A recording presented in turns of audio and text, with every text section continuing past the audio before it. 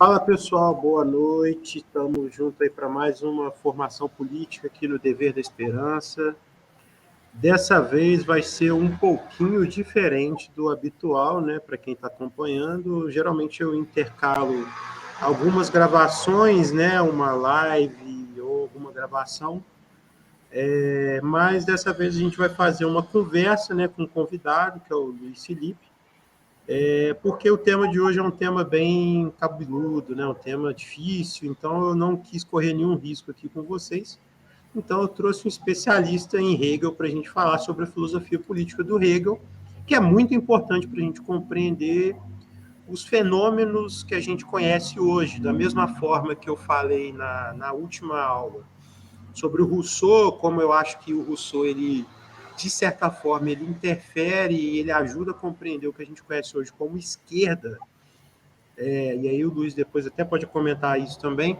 O Hegel também é um autor muito importante. Para não perder isso, eu chamei o Luiz, um amigo meu, que é doutorando em filosofia, que estuda Hegel e que vai poder ajudar vocês aí nessa formação. Boa noite, Luiz. Boa noite, Fred.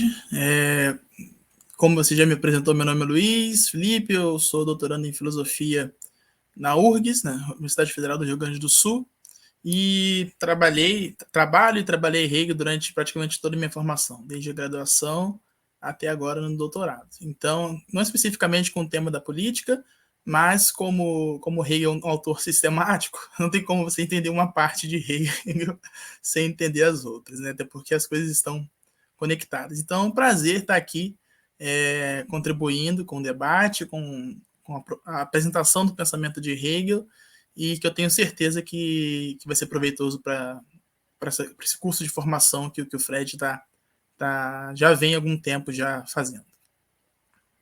Valeu, Luiz. Então, vamos começar aí. A dinâmica vai ser, basicamente, eu vou fazer algumas perguntas, o Luiz vai respondendo e a gente vai conversando. Acho que, assim, primeiro a gente podia apresentar, né, quem foi o Hegel, quais foram as influências do Hegel e como que ele formou o pensamento dele, né? Sim, sim. Bom, quem não conhece, né, assim, conhece só pelo último nome, Georg Wilhelm Friedrich Hegel, né, nasceu em 27 de agosto de 1770 em Stuttgart, no estado da Prússia, né, no Sacro Império Romano Germânico, e morreu em Berlim em 14 de novembro de 1831. Bom, o pensamento de Hegel, durante muito tempo, foi visto como um pensamento paradigmático. Causou diversas discussões assim, na academia, tanto porque ele foi visto como um certo tipo de idealista, progenitor do materialista que seria Marx, né? E aí você tira um juízo sobre Hegel a partir da sua leitura sobre o marxismo, né? Se você tem uma leitura positiva do marxismo, você automaticamente tem uma leitura positiva de Hegel, ou se você tem uma leitura negativa do marxismo, Hegel vai cair como um inimigo seu, né?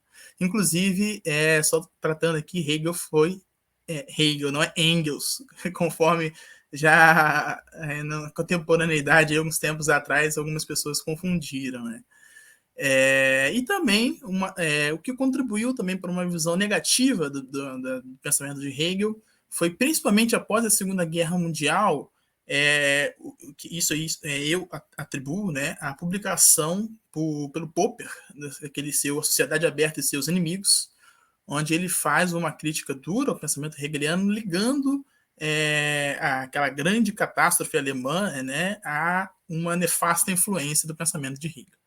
Então, a ideia aqui é exatamente tentar, de alguma forma, explicar o pensamento hegeliano para nós não cairmos nessas simplificações, né, de interpretar Hegel só como um progenitor de Marx, né, um antecessor de Marx, e nem como um mero inimigo da sociedade aberta, conforme o Popper coloca lá. E eu acho que essa já é uma visão já bastante ultrapassada. Hegel está em crescimento, assim, tem um boom do pensamento filosófico hegeliano nos centros mais badalados da filosofia, inclusive da filosofia analítica hoje. em Pittsburgh. A filosofia analítica, a filosofia pragmática tem sido fortemente influenciada por Hegel, McDowell, outros autores como Brandon. Então, há um renascimento da filosofia hegeliana, e eu acho que essa discussão sobre Hegel hoje em dia é super importante. Para dar um pequeno resumo assim, da carreira do Hegel, Hegel trabalhou como tutor, professor de aluno nas casas dos alunos em Berna e em Frankfurt entre 1793 e 1800. Ele deu aula na Universidade de Jena entre 1801 e 1806. E após a vitória de Napoleão, Jena foi tomada por Napoleão, ele se tornou professor ginasial, ou seja, ele foi rebaixado um pouco, em Nuremberg, a partir de 1808. Ele era professor universitário e virou professor de ginásio em 1808 e se tornou reitor também do ginásio de Nuremberg. E ficou lá até 1816, se não me engano, ocupou uma cátedra quando ocupou uma cátedra na Universidade de Heidelberg. Bom, finalmente, em 1818, ele parte para Berlim, onde se torna um professor de Berlim e se torna o mais prestigiado professor de Berlim, comandando a vida e o pensamento alemão naquele momento, até ele morrer em 1831. Hegel, de modo geral, as histórias, os manuais de história da filosofia costumam colocá-lo dentro daquilo que se chama idealismo alemão, ou nós podemos chamar também de filosofia clássica alemã. Inclusive, esse termo, filosofia clássica alemã, é derivado, sobretudo, de um texto do Engels, que eu não vou me lembrar agora quando foi, esse agora é Engels mesmo, chamado Ludwig Feuerbach e o fim da filosofia clássica alemã. Esse termo, filosofia clássica alemã, ficou cunhado como uma representação desses autores desse período chamado idealismo alemão também chamado de idealismo alemão. Bom, mas para entender assim, como surge o pensamento de Hegel, como bem perguntou o Fred, nós temos que entender um pouco da realidade do local onde Hegel estava inserido, o Sacro Império Romano Germânico. Esse Sacro Império Romano Germânico estava separado em ducados, ou seja, havia uma certa unidade do Sacro Império, e só que havia os duques, os condes, que eram responsáveis por regiões. E havia a percepção nesse Sacro Império de uma falta de uma certa unificação entre esses povos que estavam separados em ducados. Havia uma separação gigante entre um e outro, um mundo completamente diferente do mundo globalizado como nós vivemos hoje em dia. E, por exemplo, a diferença da França, onde você havia uma ideia de unificação, esse lugar, a Prússia, na época, estava completamente dividida. E você não havia assim, um centro unificador para as discussões políticas sociais dessa comunidade, desse Sacro Império Romano Germânico como algo só. Então, você via essa separação entre ducados que moldava ali a configuração política, social e histórica daquele período. E aí que nós podemos adentrar na questão da relação com do iluminismo alemão que surge naquela época. Hegel, falar sobre Hegel, o início do pensamento hegeliano, nós temos que fazer referência ao pensamento iluminista, sobre o qual o Fred já tratou aqui através das aulas sobre os contratualistas, A última foi sobre Rousseau. Só que havia uma peculiaridade por uma tendência devido a essa distanciamento por ducados do Sacro Império Romano Germânico. Na Prússia, o Sacro Império, o iluminismo, que nós chamamos de Aufklärung, que é iluminismo em alemão, se deu de uma forma diferente do que na França. Se na França nós vimos o ideal revolucionário e tal, o povo indo às ruas, a queda da Bastilha, Na França tinha muito mais, na Alemanha se tinha muito mais a propagação da ideia do iluminismo como uma reforma gradual, uma formação, aquilo que eles chamam de Bildung, né? E muito mais uma formação, um reformismo do que um revolucionarismo. Por quê? Porque já estavam separados em ducados. Então, a cisão, a separação que promovia a Revolução Francesa não era cabível no Sacro Império Romano Germânico, né? Então, e junto à ideia de um iluminismo, de um esclarecimento, estava por fundo a ideia, esse problema dessa separação entre ducados, que não formava uma unidade. Então, a reboque dessa ideia do iluminismo, do Aufklärung alemã, nós temos a clássica formulação kantiana, né, que adentra nessa questão do iluminismo, num texto chamado, se não me engano, Resposta à Pergunta o que é Esclarecimento, onde Kant fala, se não me engano, 1784, onde Kant fala sape aude, né, ouse saber, há um ideal de iluminação colocado por Kant, né, seguindo o mesmo paralelo de uma certa iluminação, de uma certa busca pelo conhecimento que estava sendo realizado na França, né? Só que, juntamente com as ideias kantianas de uma iluminação, da busca pelo esclarecimento, saperial, de ouse saber, né? Nós temos também a penetração profícua de um outro pensamento, que é o pensamento espinosista, o panteísmo do Spinoza, que adentra naquele mesmo momento, né, através de um autor famosíssimo, um expoente do iluminismo alemão, da Aufklärung alemã, que era Lessing. O Lessing se formou um educador do povo, era um cara que escrevia teatro, assim, um cara profícuo, sobre que sua figura aparecia nas diversas formações culturais da Alemanha naquele momento, e era um tipo de centro, para que, já que a Alemanha não era unificada, Lessing representava uma figura central que tinha influência nos diversos ducados do Sacro Império.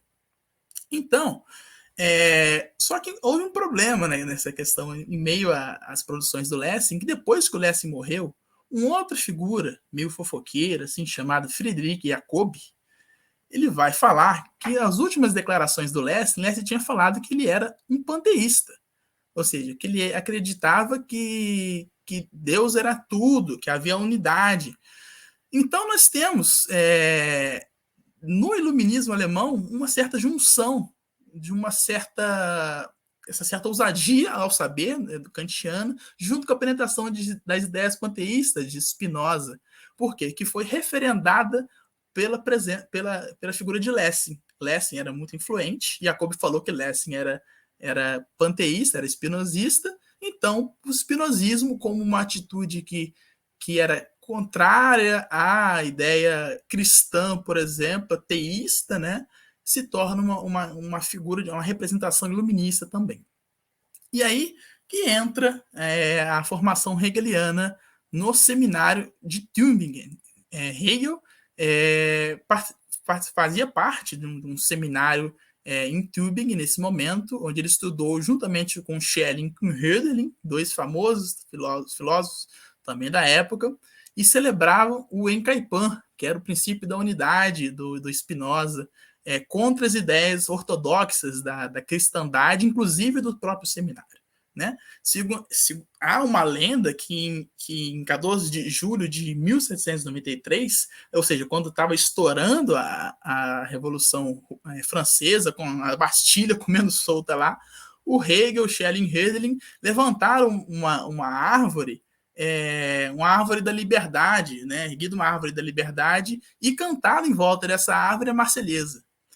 Mas isso não temos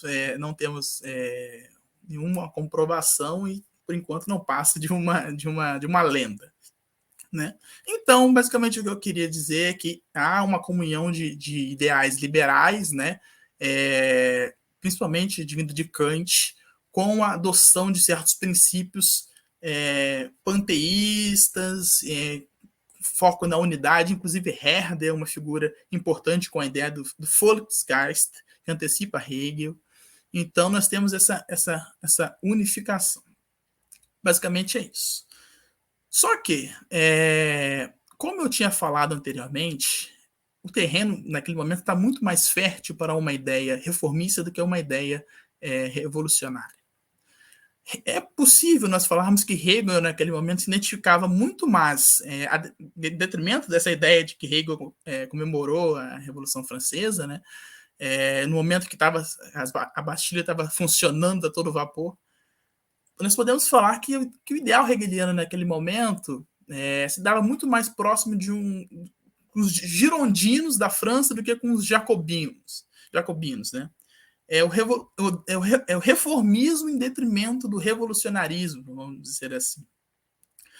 Hegel estava muito mais preocupado, em vez de estar preocupado com uma certa unificação alemã, com a constituição de um Estado nacional, ele estava muito mais preocupado com a modernização da vida política da Alemanha, né, da modernização das instituições e das próprias relações jurídicas. E aí é nesse contexto... Você colocou só um breve comentário, né? Que acho que você mencionou, mas você não foi claro.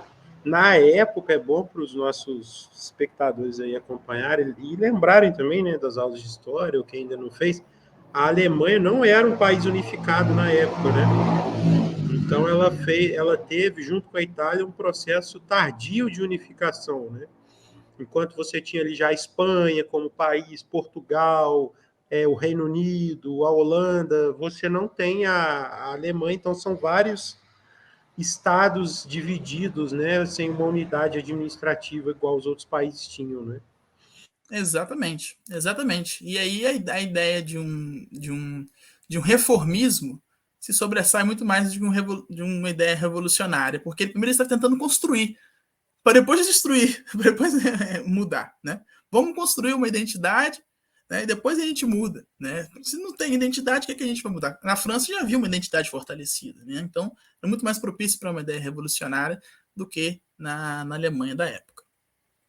E aí que entra a questão, voltando a essa questão do reformismo, né, pensado como Aufklärung, o iluminismo alemão,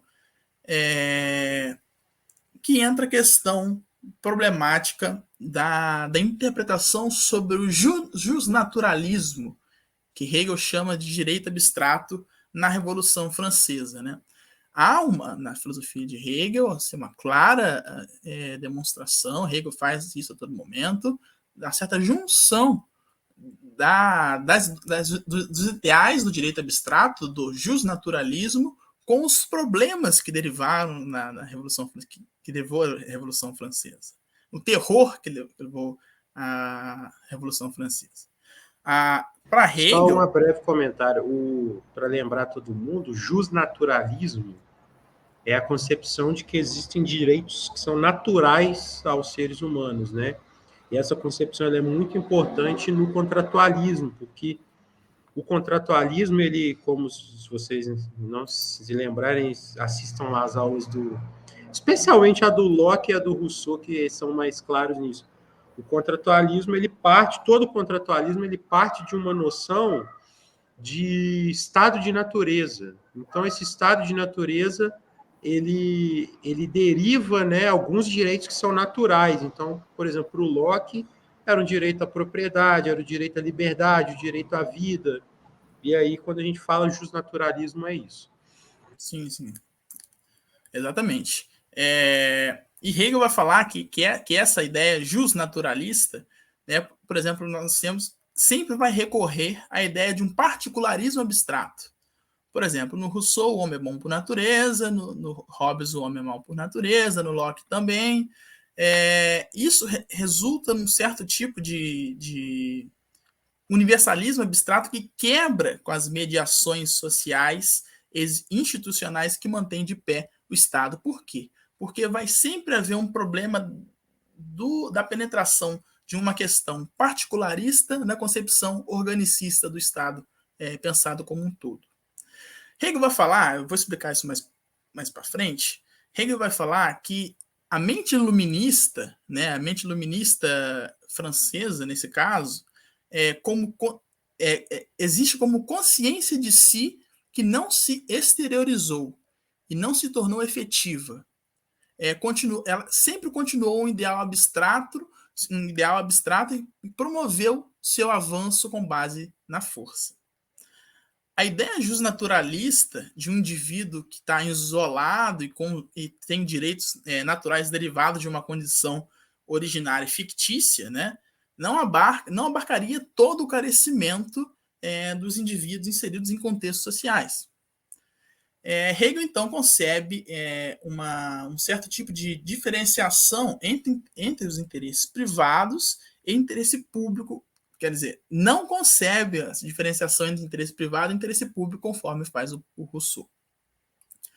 Isso nada mais representa senão a imposição imediata da ideia da vontade geral de Rousseau, que o Fred provavelmente já tinha explicado anteriormente. Né?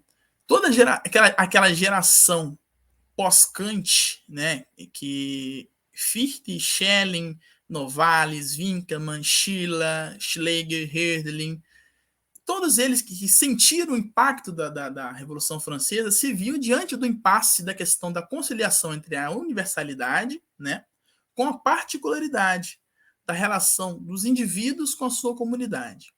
Hegel vai criticar... um comentário nesse ponto aí, só para já ampliar, não só para esclarecer um ponto, o Rousseau, ele fala dessa noção de vontade geral antes da Revolução Francesa, né?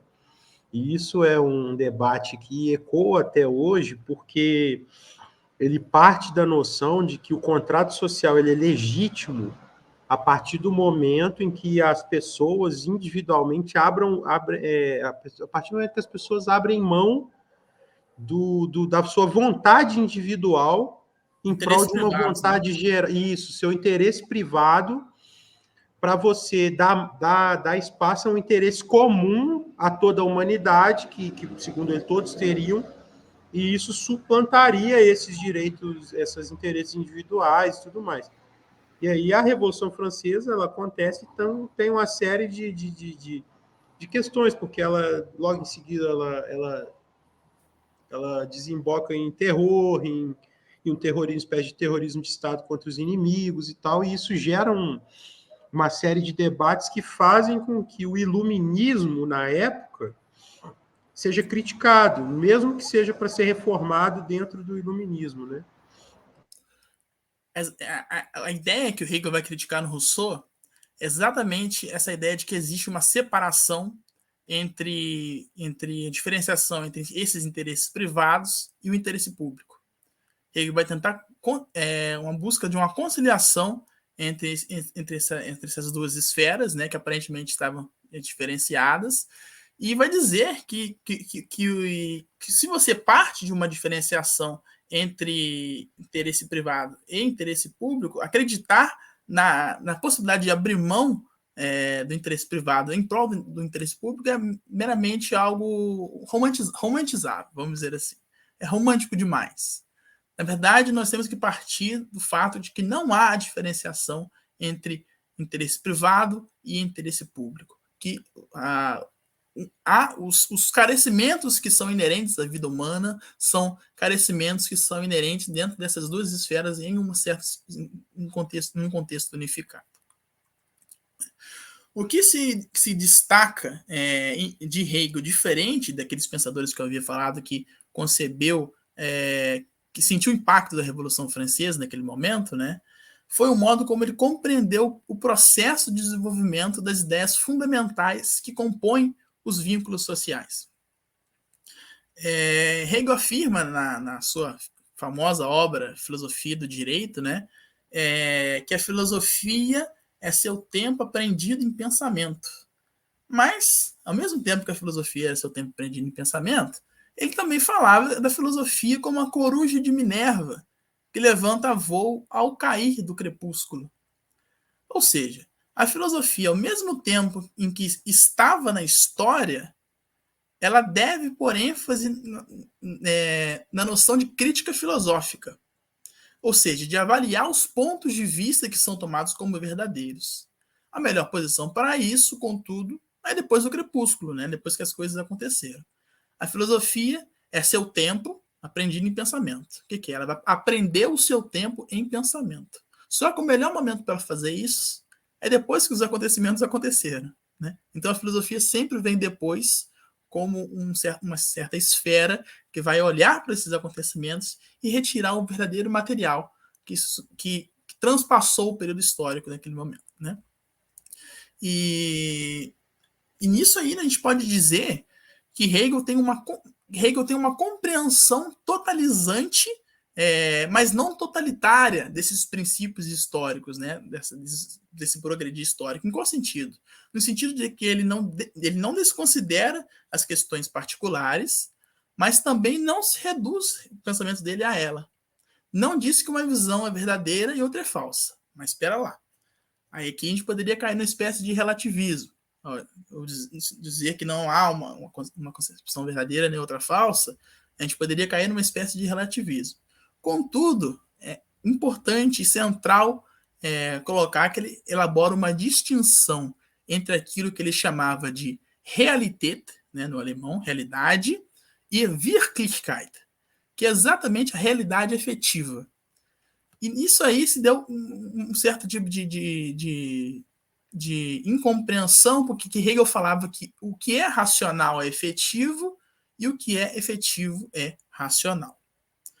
Para Hegel, conforme a história avança, né, conforme ela avançava, uma espécie de background ia se formando. E ele chama esse tipo de background de espírito, né? Algo que agia por trás, que estava por trás, né? Era isso chamado de espírito. Esse background constituía o processo acumulado, constituía o elemento material acumulado no processo histórico. A Revolução Francesa, nesse sentido, para explicar aquela diferenciação entre Realität e Wirklichkeit, pode ser vista como o acúmulo desse resultado. Os ideais da Revolução Francesa podem ser vistos como um acúmulo de um resultado de uma época histórica, né? Contudo, aqueles atos que aconteceram de terror, de horror na Revolução Francesa, nada mais era do que a mera Realität, né? Atos contingentes. A Wirklichkeit era aquilo que existia era o ideal verdadeiro da Revolução Francesa, que pressupunha a unidade entre os anseios de um certo tempo histórico, subjetivos, junto com os anseios objetivos. Pensando dessa maneira, nós podemos dizer que a Revolução Francesa ela aglomerava em si os ideais subjetivos de um certo povo, de um determinado tempo, ou seja, do tempo histórico, só que ela não efetivou, não tornou aqueles ideais efetivos. Por quê? Porque culminou num processo de terror horrível, né? Então, todo esse processo de terror que houve,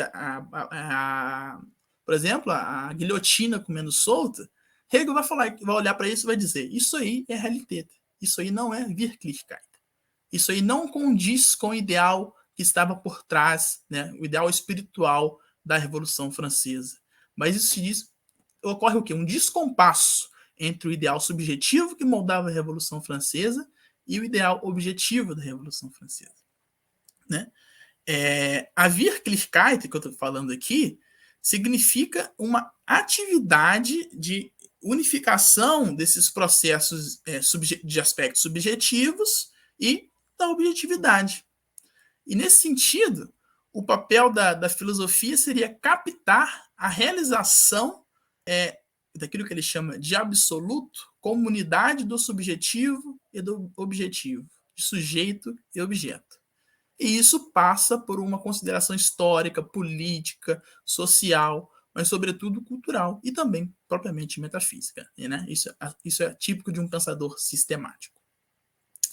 Hegel oferece também um material metafísico riquíssimo, né? Onde ele tenta unificar subjetivo e objetivo, aquilo que em Kant havia ficado separado. Por isso que nós temos o ideal kantiano como um ideal ainda que que buscasse uma certa paz perpétua, né, comunidade universal, como um ideal meramente abstrato, segundo Hegel. Ele não tinha capacidade de unificar, porque ele não demonstrou capacidade de unificação entre sujeito e objeto.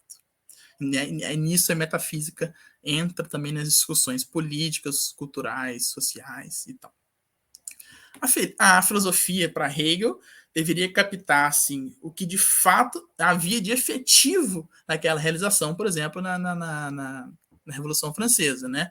O que de fato havia de efetivo, os ideais da Revolução Francesa, aquilo que havia de efetivo, aquele background espiritual da Revolução Francesa. E esse processo seria visto como um progresso racional, o progresso, ou seja, a razão na história. Hegel tem um pequeno livro chamado Razão na História, onde ele mostra exatamente como iria se desenvolvendo esse background espiritual e certas tentativas falhas de tentar pôr na objetividade esse ideal que iria se acumulando como um background, né? E aí o que produz esse background espiritual, ou seja, aquilo que de efetivo havia nessas ideias que perpassadas historicamente, é chamada dialética. A dialética de Hegel é o que produz esse background espiritual que ocorre na história. E aqui, para entrar na minuciosidade da dialética de Hegel, não vou entrar na minúcia, mas para explicar assim, grosso modo, ela pode ser considerada aquilo que Hegel chamou de Aufheben, né? Que no alemão possui 3 sentidos unificados, por incrível que pareça. Essa palavrinha condensa 3 sentidos que nós podemos separar: elevar, superar e conservar, né? A dialética de Hegel é moldada por essa Aufheben alemã que condensa elevar, superar e conservar. A dialética de Hegel, então, deveria ser capaz de pegar um ato meramente real, né? Ou seja, uma Realität, né? Algo comum, cotidiano, um conteúdo dado, né? Historicamente, elevar aquele conteúdo retirando das generalidades do mundo, ou seja, retirando do mero fato do mundo, do meio das coisas que vêm e vão, superar aquele conteúdo enquanto fruto dessa Realität, ou seja, pegar ele, né? Elevar ele, superar ele, né, porque ele é mera Realität, superar ele e ao mesmo tempo conservar. Esse é o processo de formação espiritual das ideias. Ou seja, algo que está meramente presente nos acontecimentos históricos, essa ideia é retirada desses acontecimentos históricos de um determinado povo, né, que paira ali, mas que não está efetivamente posto. Ele é guardado espiritualmente como? A partir do processo de elevação, de um processo de superação dele para algo superior, além da mera realidade dada, e algo que se conserva nesse material espiritual, esse background histórico, né? Então, a dialética, Hegel vai dizer que a dialética assim, é a verdade do processo espiritual, a verdade do processo histórico, aquilo que de efetivo tem no processo histórico. Diz respeito ao processo de constituição da verdade subjetiva que paira como background racional de um povo. Contudo, né, não pode ficar só por fazer, não pode ser meramente ideal. Ele deve ser aplicada para que o anseio subjetivo, né, se encontre objetivamente e o absoluto seja realizado. Isso que Hegel chama de absoluto seja realizado, que nada mais é do que a unificação entre os ideais subjetivos de um povo e sua objetividade, sua realização objetiva. Aí, nessa questão, nós podemos usar como exemplo a Revolução Francesa, né? O terror produzido objetivamente pela Revolução Francesa massacrou os anseios subjetivos daquele povo naquele determinado tempo histórico. E, por isso, o terror seria mera realidade, mera Realität, não seria Wirklichkeit. Não é racional, segundo Hegel, não é efetivo. O horror também, que foi ocasionado pelo nazismo, pode ser considerado da mesma maneira, né? Nós temos uma crítica a Hegel, às vezes, por Hegel falar, a verdade, Hegel tem a seguinte frase: a verdade está no todo. Bom, mas o nazismo também está no todo, então o nazismo também é a verdade, né? Mas espera lá um pouquinho, como diz o Ciro. O horror que seria ocasionado pelo nazismo também pode ser considerado da mesma maneira como da Revolução Francesa. O Estado alemão forte cumpriu um anseio da população alemã que foi humilhada pelo Tratado de Versalhes. Contudo, mas a sua exterioridade ocasionou inúmeros problemas ao povo alemão, né? Problemas para quem, por exemplo, não era necessariamente eugenista, para quem não se identificava ideologicamente como supremacista, mas queria sim um Estado forte, um Estado no momento que estava um momento difícil socialmente, né, financeiramente, passando por dificuldades. Então nós podemos entender que o que havia de verdadeiro em meio à Segunda Guerra Mundial, a ideia de uma formação de um Estado forte pelos alemães. Contudo, a sua objetividade, a sua exteriorização foi um fracasso.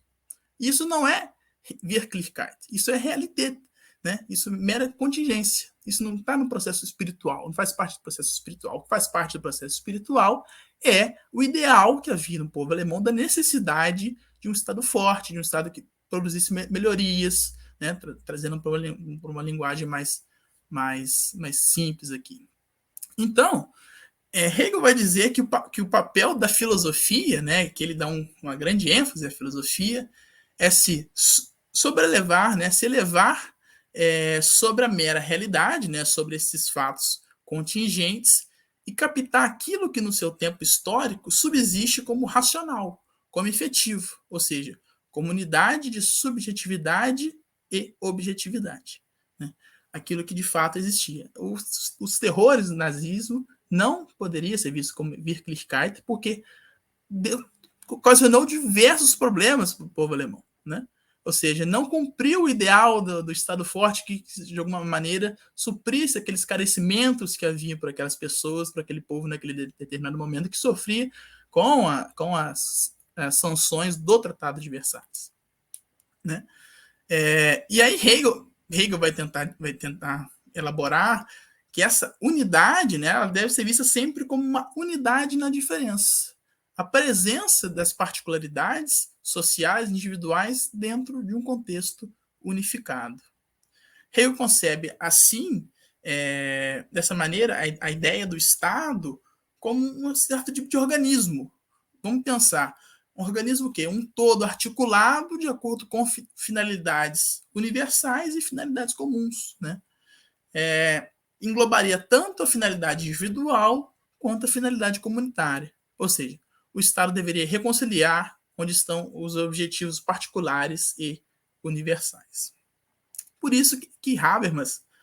Eu só ia te fazer uma pergunta nesse ponto aí, que é o seguinte: como que se relaciona, né, com o que o Rousseau apresentou, com a questão de vontade geral e tudo mais? Tá. Então, para o Hegel, como eu havia falado anteriormente, não há nenhum tipo de diferenciação entre vontade particular e vontade geral. O que há é o quê? É a formação de uma vontade superior àquilo que é meramente dado. Por exemplo, há desejos egoístas no homem? Há. Só que esses desejos egoístas no homem diz respeito somente a si mesmo. Não diz respeito à realização de si enquanto presente no âmbito social, né? Vamos dizer assim. Então, Hegel vai colocar essa vontade individual, esses interesses particulares, também como mera Realität, né? Não como Wirklichkeit, como mera Realität. Ou seja, não diz respeito ao grande processo, né? Da formação de um povo. Diz respeito a algo individual que não tem grande relevância histórica, né? E exatamente esse interesse privado, né, que Rousseau achava que poderia ser abrir mão em prol de uma comunidade da vontade geral, né, que não se realiza essa possibilidade de abrir mão dos interesses. E isso aí vai ser visto no processo que leva a cabo na Revolução Francesa. Ou seja, a mera instrumentalização de um acontecimento sendo produzido por interesses privados de algumas certas pessoas, né? Como acontece no Estado brasileiro também, né? Você tem um interesse privado acima dos interesses coletivos, né? Então, Hegel vai dizer que isso existe, egoísmo existe, só que não é efetivo, é mera realidade. O verdadeiro perpassa pela unificação do interesse geral, né, com o interesse particular. Ou seja, Hegel é capaz de falar até mesmo que o indivíduo quer aquilo que ele não sabe o que quer. Aquilo que ele quer, aquilo que ele não sabe o que quer. O povo não sabe mesmo o que quer, mas ele quer. Por exemplo, a realização do verdadeiro, do todo, não é conhecido por um determinado povo como aquilo que ele quer em determinado momento. Ou seja, o povo é visto ainda como um certo tipo de entidade que deseja, né? Os indivíduos também vistos como certa entidade que deseja, só que é um desejo que ao mesmo tempo é moldado pelo interesse privado. Só que isso não é o que ele quer de verdade. Hegel é capaz de falar que, na verdade, o povo quer outra coisa. Esse interesse privado não é o que ele quer de verdade, isso é mera realidade. Ele quer a verdade, ele quer a Wirklichkeit, a efetividade. Né? Então, aí E aí mora a esse é um diferença. aspecto que a gente chamaria de universalista, né, no pensamento do Hegel, né? Porque se você for parar para pensar, deixa eu ver se eu entendi isso. Quando você fala isso, você está falando, por exemplo, eu estou querendo algo que vai para além das minhas questões individuais parciais, mas é algo que realiza aquilo que eu tenho de comum com toda a comunidade humana, vamos dizer assim. Seria isso. Exatamente. Hegel pensa nessa noção de um Estado como um organismo, um todo articulado que engloba aspectos universais e aspectos particulares. Só que, ao mesmo tempo, ele coloca também a clara observação de que há desejos particulares que são egoístas. Né? E nisso aí, como a verdade se dá historicamente, através da história, a esse background de formação espiritual, o povo mesmo que vive aquilo que ele viveu, ele não sabe qual é a vontade, né, acumulada dentro desse ideal, desse background que atua por trás, né, na história. Ele pode muito bem saber das suas vontades individuais e tal, mas ele não conhece plenamente. O papel da filosofia é revelar isso que existe ao povo, trazer isso que existe ao povo. E aí, Hegel é importante, Habermas vai dizer que Hegel foi o primeiro grande filósofo a fazer da modernidade o objeto do seu pensamento. Por quê? Porque ele pensa contextualmente a modernidade. Né? A modernidade seria aquela que chegou, segundo Hegel, que chegou à consciência de si, se reconhece como si mesmo, com a manifestação livre da história mundial. Ou seja, a modernidade, o povo da modernidade reconheceu a si mesmo dentro do processo histórico, chegou à ideia da autonomia do pensamento. Só que Hegel chamou a atenção que essa liberdade seria uma liberdade meramente subjetiva, porque não se realizava. Isso aí se deu nas experiências trágicas da Revolução Francesa. E só um Assim, comentário rápido, modernidade, só para o pessoal entender, é um termo muito comum. Modernidade, aqui a gente está falando de um período do pensamento humano, né? De período histórico, mas também um período de certo pensamento que a gente coloca ali seus primórdios. O Luiz pode me corrigir se eu estiver errado, mas ali no início do século XVI até o fim do século XIX, né? Vamos dizer assim, né? Que seria a modernidade. Né? Então, você teria ali grandes pensamentos, grandes escolas da modernidade. Você teria o racionalismo do Descartes, o empirismo do John Locke, do Thomas Hobbes, o contratualismo, o iluminismo como um grande motor de pensamento e tudo mais. é exatamente isso. A questão é que Hegel é colocado como o filósofo que pensa a modernidade como um momento histórico. Diferentemente desses outros autores que o Fred citou, e desses outros autores até aqui, eles estavam meramente imbuídos dentro desse processo histórico, né, como chamado de modernidade, e Hegel foi uma figura que tematizou a própria modernidade, né, o próprio modo de pensar desses filósofos incluso dentro desse período histórico, né. Isso é muito claro no pensamento. O Habermas vai dizer muito isso, né. Então, a modernidade seria aquela que chegou à consciência de si, né, como manifestação livre do pensamento do racionalismo, através do empirismo, né, que, de uma forma, representava um avanço em relação ao mundo medieval, que por exemplo, depositava a possibilidade da sua própria liberdade em outro, assim, ou seja, em Deus ou no soberano absolutista. Né? A modernidade é aquela que chega Hegel vai dizer, a consciência de si como livre. Contudo, ela não se realiza objetivamente. Né? Ela não conseguiu se realizar objetivamente. A liberdade para Hegel é exatamente essa realização histórica desse anseio ideal que se dá através desse background espiritual, né? Ou seja, por onde caminha a história progressivamente. Inclusive, agora já entrando aqui nas especulações, isso que nós chamamos hoje de pós-modernismo eu acho que é fruto dessa tentativa trágica de imposição da liberdade abstrata de pensamento das experiências trágicas do totalitarismo.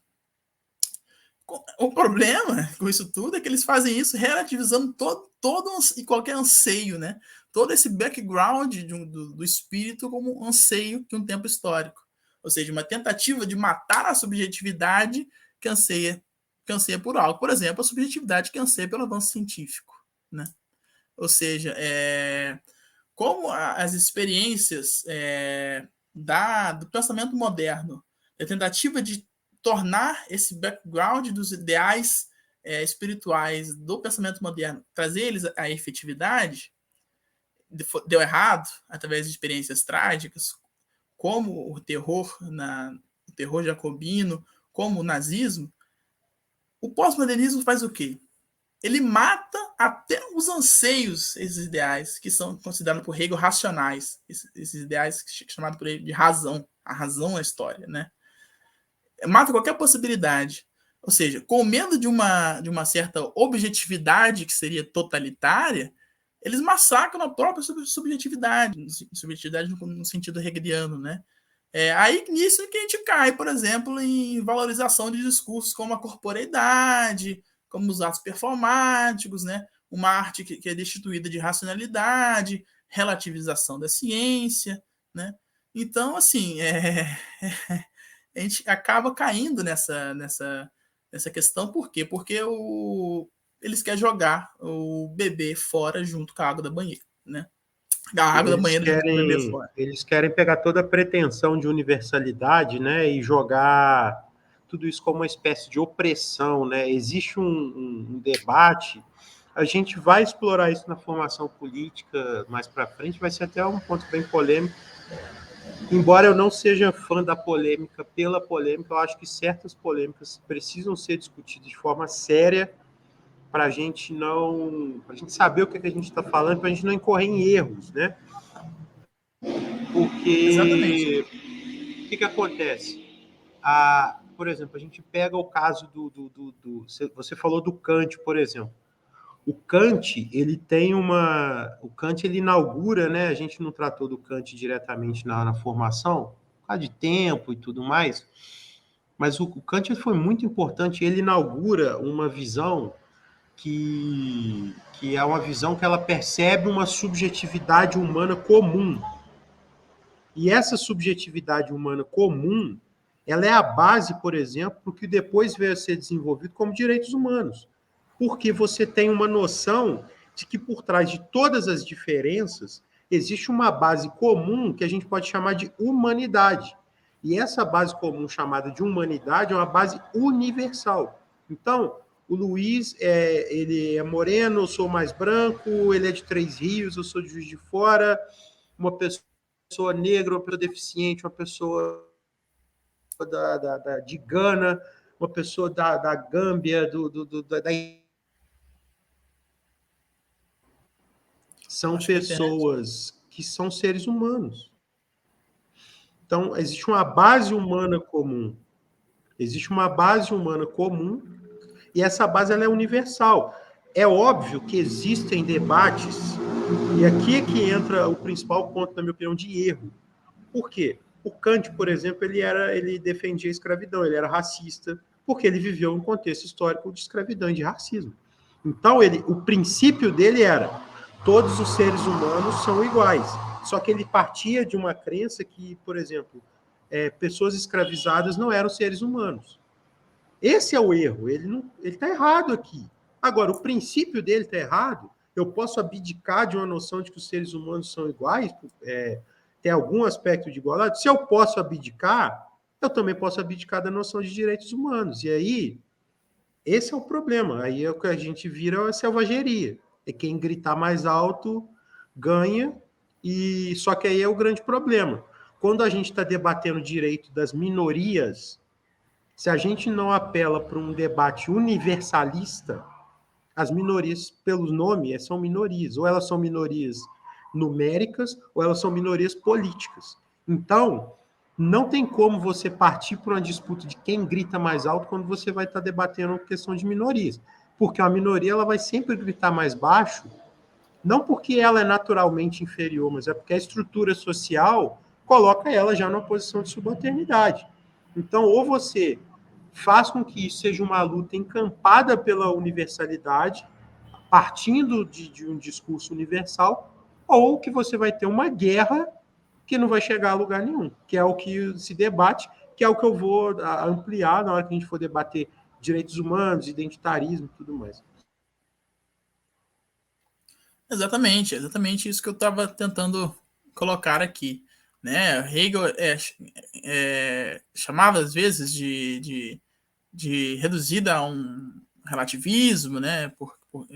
Por exemplo, por falar que a verdade é o todo, então se a verdade é o todo, não há verdade absoluta em lugar nenhum, né? Só que eu quis mostrar e eu quis enfatizar dentro da filosofia hegeliana essa distinção entre os meros atos contingentes e os verdadeiros atos espirituais, né, que Hegel chama, né, os verdadeiros atos históricos, né. Por isso que para a filosofia de Hegel estar imbuída em uma questão de diagnóstico do seu tempo, se pensa sempre que Hegel tomou partido de uma coisa ou outra, e às vezes, por ele não tomar partido de uma coisa nem outra, se fala que ele recai de um tipo de relativismo. Só que, por exemplo, se Hegel fala, por exemplo, que o anseio do povo germânico naquele momento, Hegel falaria, né? Que eu projetando, que o anseio do povo germânico naquele momento do nazismo era algo necessário, era algo efetivo. O anseio era algo efetivo, era Wirklichkeit, não era Realität, né? Os desdobramentos da tentativa de objetividade daqueles ideais foram acontecidos tragicamente. Então ele tenta aproveitar o quê? Há uma verdade no próprio Estado, no Estado Nacional Alemão. Entende? Há uma verdade histórica ali. Não quer dizer que Hegel está valorizando o pensamento recai, como o Popper falou, recai na defesa do pensamento germânico, do pensamento nacionalista alemão, nazista, do nazismo alemão, né? E nem recai num certo tipo de relativismo, né? Como se tudo valesse. Não. Certas coisas são válidas, né? Tem anseios que perpassam, por exemplo, ideias universais, né? Mas certas coisas que absolutamente não, as coisas que são rechaçadas da história. O nazismo para Hegel, por ser as consequências do nazismo para Hegel, por ser mera realität, não ser efetividade, não adentra dentro desse acúmulo, desse background espiritual, está fora da história verdadeira para Hegel, né? Então, acho que fizemos uma apresentação, né? Eu consegui, de alguma forma, mostrar aqui um pouco sobre a ideia política hegeliana, né? Como ele se relacionava com o justnaturalismo, a ideia de um certo universalismo organicista que quer manter as particularidades em meio à totalidade, né? Que quer prezar por aquilo que há de verdadeiro nesse background espiritual e cultural, na formação espiritual e cultural. né, sem cair num historicismo, né, nem num culturalismo, né. Então, acho que é isso. Só vou te fazer mais uma pergunta para a gente encaminhar para o encerramento. Perdão pela tosse aí, mas passei por uma crise de sinusite ferrada aí nas últimas semanas e agora que está melhorando, mas agora estou conseguindo dormir pelo menos. Né? Como é que esse pensamento foi recebido, né, na política, na Alemanha? Porque, igual você falou lá no início, o Hegel ele é muito visto retrospectivamente por causa do marxismo, do Marx e tudo mais. Então, como que deu essa repercussão e como que ele chega, né, nessa formulação, por exemplo, depois que a gente tem os desdobramentos, o surgimento do marxismo e tal, que vai ser o tema da próxima formação. Né? Sim, sim. Bom, o pensamento de Hegel, para ser bem sincero, ele foi reduzido a um pensamento idealista, na tradição materialista marxista, ou seja, meramente idealista, que mantinha até a dialética da famosa tese, antítese e síntese. Só que Hegel nunca falou que a dialética era formulada segundo tese, antítese e síntese. Quem formulou isso foi um rapaz, na época, chamado Heinrich Moritz Schallibaus, que era um pensador, na época, um comentarista, um comentador assim, de manual, e falou que a dialética do Hegel se dava através de tese, antítese e síntese. E isso foi fortemente apropriado pelo marxismo, né, que naquele primeiro momento tentou, segundo Marx, virar o Hegel de cabeça para baixo, né, porque, como eu disse, o Hegel pensa a formação histórica a partir dessa formação espiritual, né, a partir da realização, a partir desse acúmulo de ideias que se dá, e a partir dessas ideias você tem ela tornadas para ideias objetivas, né. O Marx vai tentar fazer, segundo ele, vai tentar virar Hegel de cabeça para baixo, né, vai tentar partir da objetividade, né, e a objetividade é que molda a ação dos indivíduos. A questão, contudo, é que eu penso, na minha visão, não vejo grande diferença assim, entre aquilo que o Hegel estava falando e aquilo que o Marx estava propondo, não tirando o revolucionarismo marxista. Né? Por quê?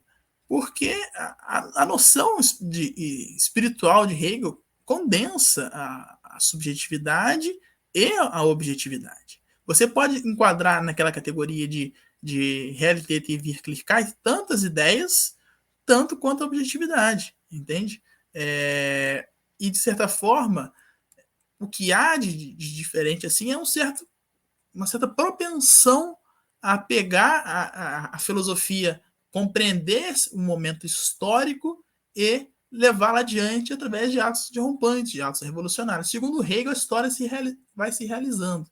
E nisso aí, seu pensamento se torna um pensamento aberto.